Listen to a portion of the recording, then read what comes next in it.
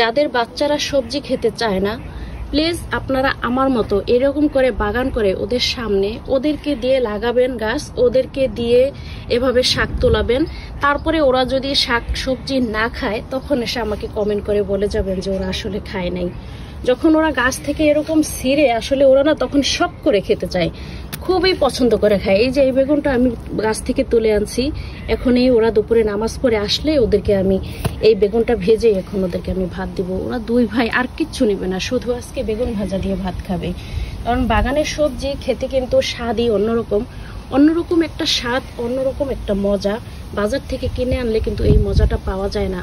আর এটার আনন্দই অন্যরকম, এটা খাওয়ার জন্য মানে মনটাই টানে অন্যরকম, যে নিজেদের বাগানের নিজের হাতে তোলা, নিজে ছোট থেকে বড় হতে দেখা, এটার যে একটা কি আনন্দ, এটা আসলে আপনারা যারা আমার মানে ভাষাটা বুঝতে পারতেছেন তারা কিন্তু সত্যি আমাকে একটু প্লিজ কমেন্টে জানিয়ে যাবেন যে আসলে আমি কি বলতে চাচ্ছি, আর আপনারা কারা কারা এই জিনিসটা আমার মতো করে বুঝতে পারতেছেন। নিজের হাতে পেলে পেলে একদম বাচ্চাদের মতো লালন পালন করে বড় করে তারপরে সেখান থেকে সবজি তোলার কি যে একটা আনন্দ, সেটা আসলে বলে প্রকাশ করার মতো না। শুধু যারা আমার মতো বাগান করে, যারা বাগান প্রেমী, শুধু তারাই বুঝবে যে আসলে এটা কতটা আনন্দের বিষয়, এটা যে এতটা ভালো লাগে। আপনারা সবাই জানেন আমি কিন্তু বাগান করি, আর এগুলিকে কিন্তু অনেক যত্ন করতে হয়, একদম বাচ্চাদের মতন করে। আর বাচ্চাদের মতন করে যখন যত্ন করে লালন পালন করে এরকম সবজি মানে তোলা যায়, তখন আসলে কোনো কষ্টই কিন্তু কষ্ট থাকে না। কথায় আছে না যে কষ্ট করলে রত্ন মিলে, ঠিক আসলে এই কথাগুলি একদম সত্য। যদি একটু কষ্ট না করতাম তাহলে কিন্তু এরকম ফলন গাছ থেকে তোলাটা কিন্তু সম্ভব না। মাশাআল্লাহ মাশাআল্লাহ, সবাই একটু মাশাআল্লাহ বলে যাবেন।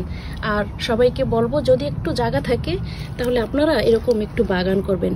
নিজের হাতে বাগান করলে এগুলি দেখতেও খুব ভালো লাগে। আর বিশেষ করে বাচ্চারা যারা সবজি খেতে চায় না তারা কিন্তু খুব পছন্দ করে খাবে। যখন বাচ্চারা নিজের হাতে দানা লাগাবে, তারপরে সেই গাছ হবে, সেই গাছ থেকে এইভাবে করে সবজি গামলা ভরে ভরে ওরা খুব আনন্দ করে তুলবে, তখন দেখবেন যদি ওরা শাক সবজি খেতে নাও চায় তখন একটু হলেও বলবো, দেখি মামুনি আমাকে একটু দাও, আমি টেস্ট করে দেখি তো এটা খেতে কেমন। তখন দেখবেন ওদের আস্তে আস্তে ওই জিনিসটা, ওই খাবারটা খুব পছন্দের হয়ে যাবে।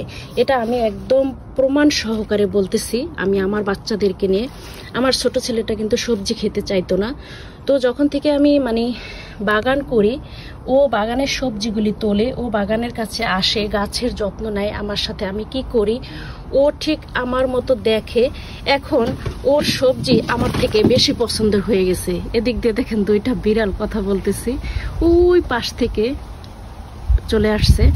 তো এরকম যেটা বলতে নিছিলাম, তখন দেখবেন বাচ্চারা ইচ্ছা করে বলবে, মামুনি আমাকে সবজি দাও, চলো আমরা এই সবজিটা বাগান থেকে তুলে নিয়ে আসি, চলো তো মামুনি এটা রান্না করো, আজকে আমি এই শাকটা খেতে চাই। তো আপনারা অবশ্যই আমার এটা ফলো করে দেখবেন। ধন্যবাদ সবাইকে, ভালো থাকবেন সবাই। আজকের মতো এখানেই, আল্লাহ হাফেজ।